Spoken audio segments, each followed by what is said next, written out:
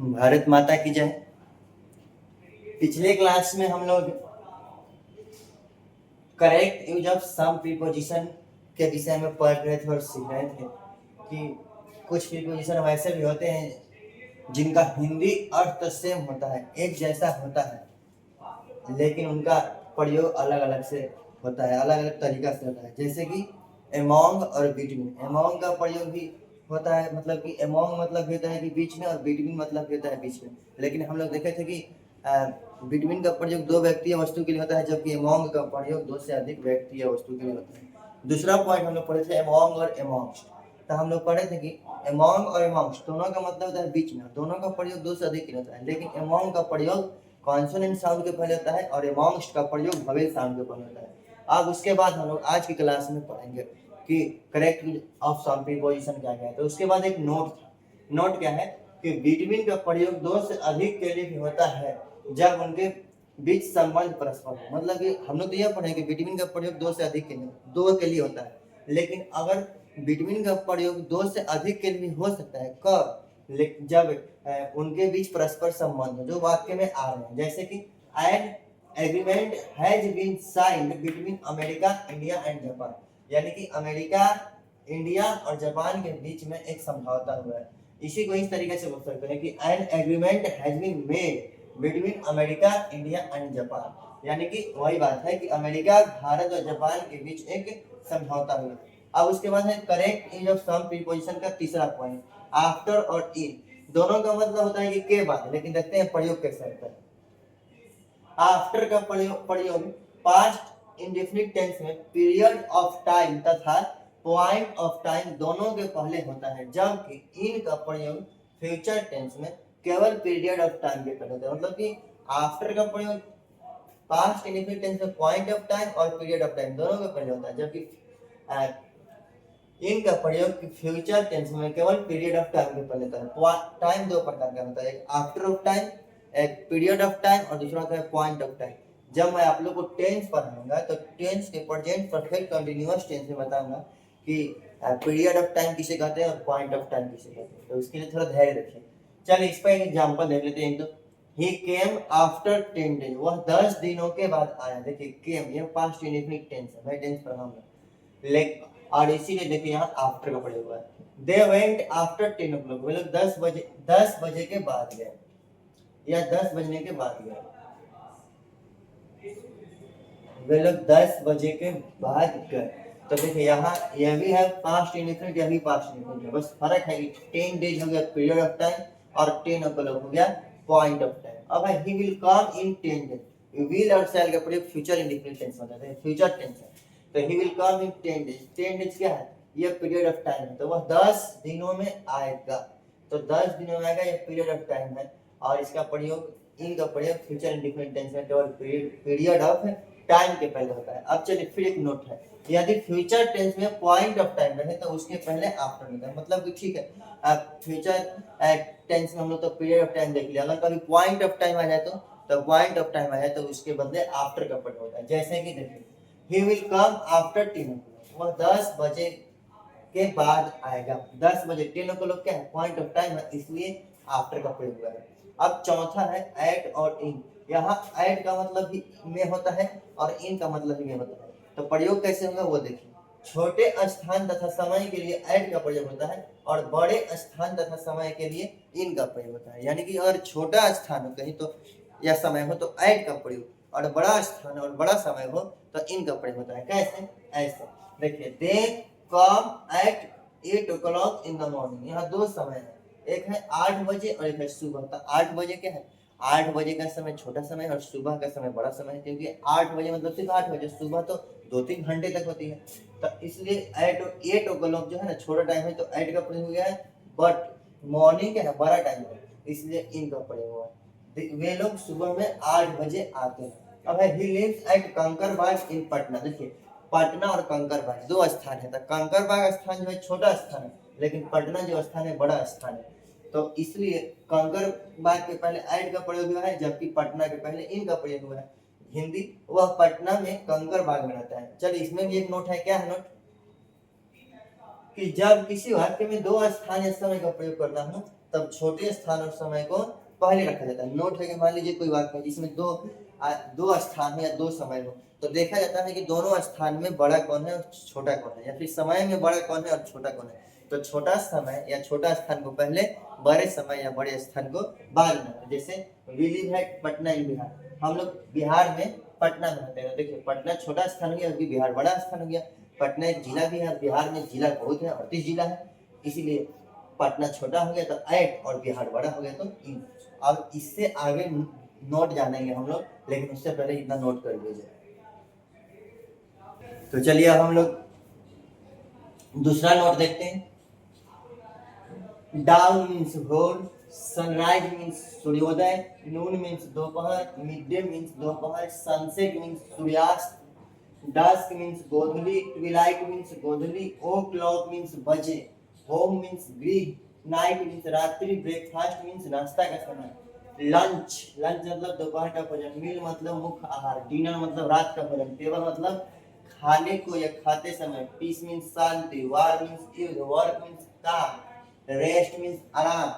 School college university के पहले at का प्रयोग होता है। जैसे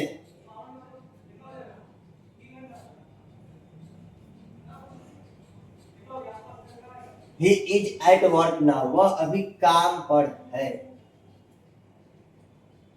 morning evening afternoon, house year week town month district season state country continent के पहले वर्ल्ड के पहले इनका प्रयोग होता है। जैसे वी लिव इन बिहार, यह क्या है, बिहार क्या है, यह स्टेट है, हम लोग बिहार में रहते हैं। इसी प्रकार है चौथा नोट, गांव तथा छोटे कस्बों के पहले एट का प्रयोग किया जाता है। छोटा कस्बा मतलब एक छोटा सा शहर, प्रखंड के रूप में। जैसे आई लिव एट मनेर, मैं मनेर में रहता हूँ। मनेर एक छोटा कस्बा हो गया, छोटा शहर हो गया। पांचवा है पर, अर्थात के निकट के अर्थ में स्थान का बोध कराने के लिए एट का प्रयोग किया जाता है। के निकट का मतलब कोई स्थान है उसके निकट के आसपास है, उस स्थान के आसपास है, तो वहां एट का प्रयोग किया जाता है। जैसे he was standing at the door, वह दरवाजे पर खड़ा था। उसके बाद है दर बताने के लिए एट का प्रयोग किया जाता है। जैसे he was selling milk eight 10 rupees A litre, वह 10 रुपए प्रति लीटर के दर से दूध बेच रहा था। अब हम लोग आते हैं कि correct use of some preposition का पांचवा पॉइंट, यह तो नोट था, 6 जो है ना नोट था। पांचवा है एट और ऑन। एट मीन्स होता है पर, ऑन मीन्स होता है को। घंटा के पहले एट और दिन तथा तारीख के पहले ऑन का प्रयोग होता है। जैसे he will come at 10 o'clock on Monday, देखिए 10 o'clock घंटा है, इसीलिए इसके पहले एट का प्रयोग होता है। और मंडे एक दिन है, सोमवार, इसीलिए इसके पहले ऑन का प्रयोग हुआ है। जैसे वो सोमवार को 10 बजे आएगा। छठा बिफोर बाय, बिफोर मीन्स से पहले और बाय मीन्स तक। दोनों का प्रयोग पॉइंट ऑफ टाइम के पहले होता है। मतलब बिफोर का भी प्रयोग पॉइंट ऑफ टाइम के पहले होता है और बाय का भी प्रयोग पॉइंट ऑफ टाइम के पहले होता है। जैसे he will come before 10 o'clock, वह 10 बजे से पहले आएगा। He should come by 10 o'clock, वह 10 बजे तक, उसे 10 बजे तक आ जाना चाहिए। यानी कि देखिए बिफोर का भी प्रयोग हुआ है जो पॉइंट ऑफ टाइम, जैसे 10 o'clock 10 o'clock, मतलब बिफोर और बाय दोनों का प्रयोग पॉइंट ऑफ टाइम के पहले होता है। लेकिन जब बिफोर का प्रयोग हो तो से पहले और बाय का प्रयोग हो तो तब। चलिए अब एक नोट है, स्थान का बोध कराने के लिए के सामने के अर्थ में या में बिफोर और के समीप या के निकट के अर्थ में बाय का प्रयोग होता है। बाय मतलब स्थान का बोध कराना हो तो मतलब के सामने के अर्थ में बिफोर और समीप और निकट तो एट का प्रयोग होता है। जैसे हु सिट्स बिफोर यू, वह तो कौन तुम्हारे सामने बैठता है, यहाँ सामने का अर्थ हो गया। लेकिन there are some trees by his house, उसके घर के समीप कुछ पेड़ है। देखिए यहाँ बिफोर से सामने का अर्थ है, लेकिन उसके घर के समीप यहाँ निकट का बोध हो रहा है, इसलिए यहाँ बाय का प्रयोग है। जल्दी से इतना नोट कर लीजिए, फिर हम लोग नेक्स्ट आगे का पॉइंट देखते हैं क्या है।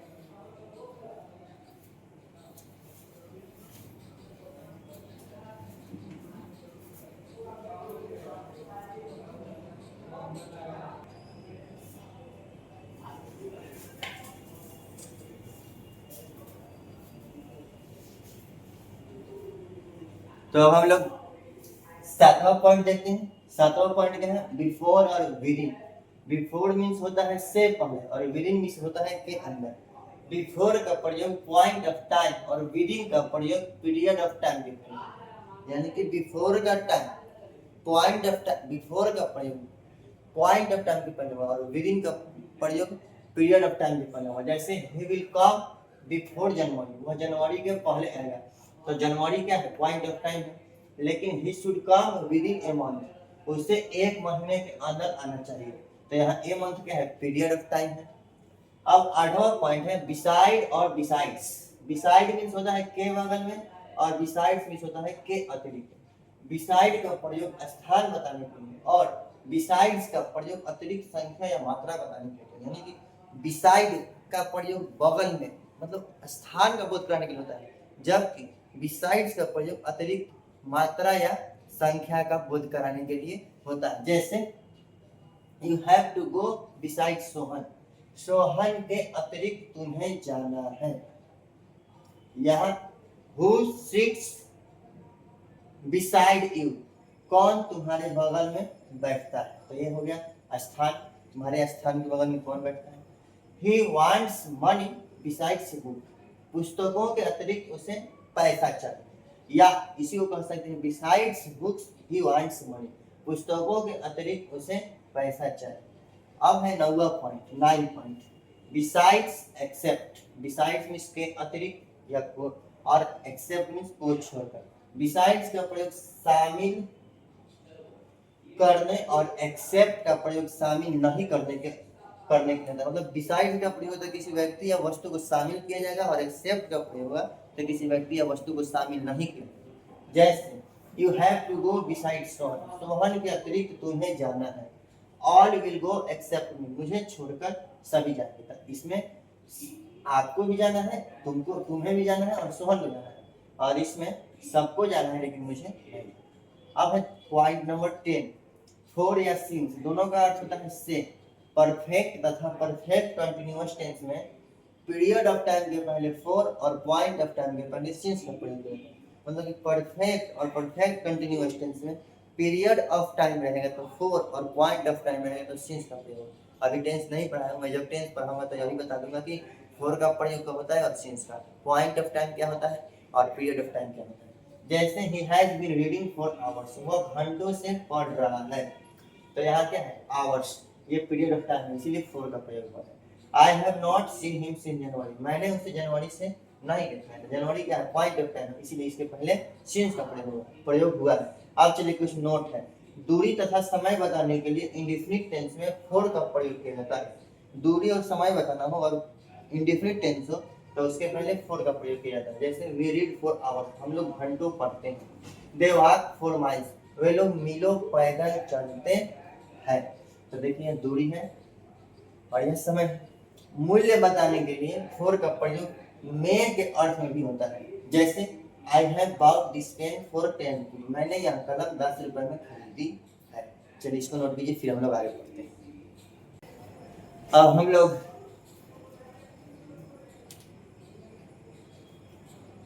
Position of preposition correct use of preposition का 11वां पॉइंट देख रहे हैं। 11वां पॉइंट है फ्रॉम और सिंस, दोनों का अर्थ होता है से, मतलब कि दोनों का प्रयोग पॉइंट ऑफ टाइम के पहले होता है, लेकिन फ्रॉम का प्रयोग इंडेफिनिट टेंस में और सिंस का प्रयोग परफेक्ट तथा परफेक्ट कंटीन्यूअस टेंस में होता है। जैसे he reads from 10 o'clock, लेकिन he reads from 10 o'clock, ठीक है। दोनों फ्रॉम का प्रयोग पॉइंट ऑफ टाइम के पहले होता है और इंडेफिनिट टेंस में होता है। तो देखिए 10 o'clock ये पॉइंट ऑफ टाइम है और रीड्स इंडेफिनिट है, इसीलिए हो जाएगा कि वह 10 बजे से पढ़ता है। अब है he has been reading since 10 o'clock, वह 10 बजे से पढ़ रहा है। यहाँ फ्रॉम इसलिए लगा है क्योंकि प्रेजेंट इंडेफिनिट है और पॉइंट ऑफ टाइम, और यहाँ सिंस इसलिए लगा है क्योंकि यह सेंटेंस जो है परफेक्ट कंटीन्यूअस टेंस है। अब नोट है, अलगाव तथा स्रोत बताने के लिए फ्रॉम का प्रयोग किया जाता है तथा स्थान का बोध कराने के लिए भी फ्रॉम का प्रयोग किया जाता है। मतलब किसी चीज से अलगाव हो या फिर कोई स्रोत हो या स्थान हो तो उसका बोध कराने के लिए फ्रॉम का प्रयोग किया जाता है। जैसे he is coming from a school, वह विद्यालय से आ रहा है। He had to bring water from the river, उसे नदी से पानी लाना पड़ता है।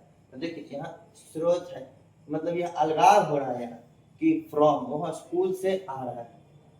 फिर he had to bring water from the river, उसे यहाँ पानी लाया जा रहा है, तो पानी के स्रोत क्या है, रिवर, इसलिए यहाँ फ्रॉम, और अलगाव भी है, नदी से पानी का अलगाव हो रहा है, इसलिए देख लीजिए यहाँ फ्रॉम का प्रयोग है। अब है बाय और विथ, बाय मतलब होता है के द्वारा, और विथ मतलब होता है से। तो सजीव कार्यकर्ता के पहले बाय और निर्जीव साधन के पहले विथ का प्रयोग होता है। जैसे Ravana was killed by Ram, जैसे राम के द्वारा रावण मारा गया।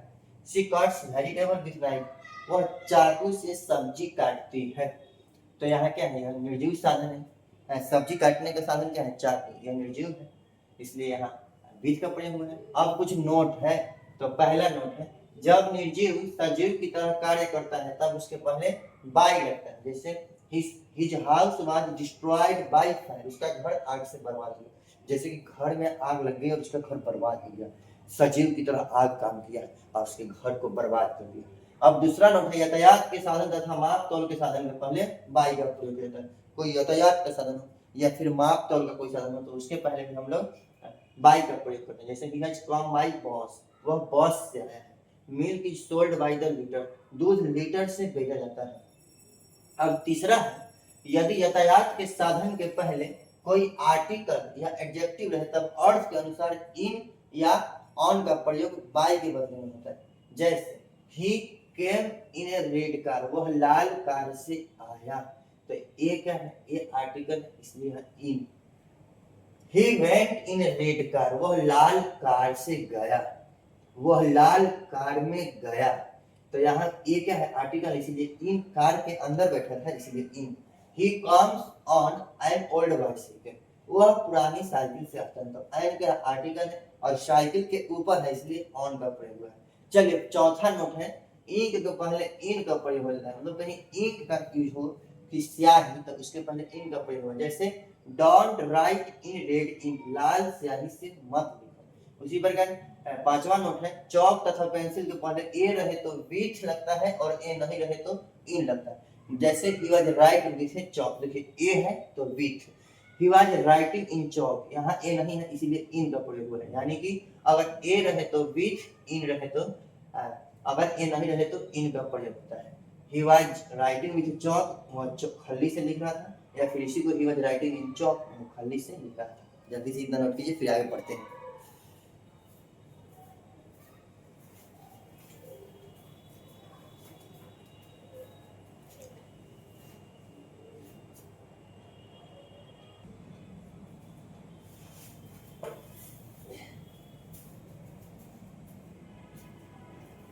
अब हम लोग 13वां पॉइंट देखते हैं। इंट, इन और इनटू है, दोनों का मतलब होता है में। स्थिरता के लिए इन और गति के लिए इनटू का प्रयोग किया जाता है। अवस्था परिवर्तन के लिए भी इनटू का प्रयोग किया जाता है, मतलब कोई स्थिर हो तो स्थिर है तो इन, अगर कोई गति में है तो इनटू का प्रयोग होता है। जैसे he lives in this house, वह इस घर में रहता है, जब घर में रहता है वह तो स्थिर होता है। He fell into the well, वह कुआं में गिर पड़ा, गिरा है तो गति की अवस्था से गिरा है। Translate these sentences into English, इन वाक्यों को अंग्रेजी में अनुवाद करो।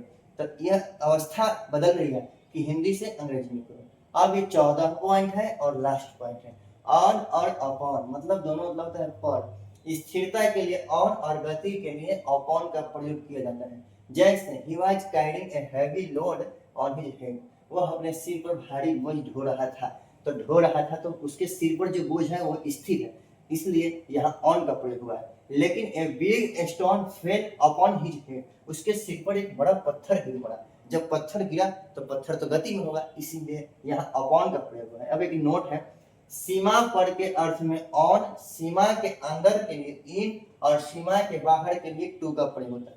जैसे the Himalayan are on the north of India, मतलब कि हिमालय भारत के उत्तर में है, तो यह हिमालय के एकदम बॉर्डर पर है, सीमा पर है, इसीलिए यहाँ ऑन का प्रयोग हुआ है। China is to the north of India, चीन भारत के उत्तर में है, तो चीन क्या है, सीमा के पार है, तो सीमा के पार है, इसीलिए यहाँ एंड ऑफ का प्रयोग हुआ है। लेकिन Kashmir is in the north of India, Kashmir Bharat के उत्तर में, तो सीमा के अंदर है कश्मीर, इसीलिए यहाँ ऑफ का प्रयोग हुआ है, इन का प्रयोग हुआ है, in the north of India, on, to और इन। चलिए यहाँ पर आज हम लोगों का प्रीपोजिशन चैप्टर खत्म होता है। मेरे हिसाब से जहाँ तक मुझे उचित लगता है बता दिया हूँ। आप लोग जो है पढ़ लीजिए पूरा प्रीपोजिशन। अगर पढ़ने के बाद कोई दुविधा है तो कमेंट के माध्यम से पूछ सकते हैं। अगर कोई किसी प्रकार का मुझे सुझाव देना चाहते हैं तो वो भी कमेंट के माध्यम से सुझाव दे देंगे। आज प्रीपोजिशन खत्म हो गया है। धन्यवाद। पढ़ लीजिए और इसको लिख लीजिए।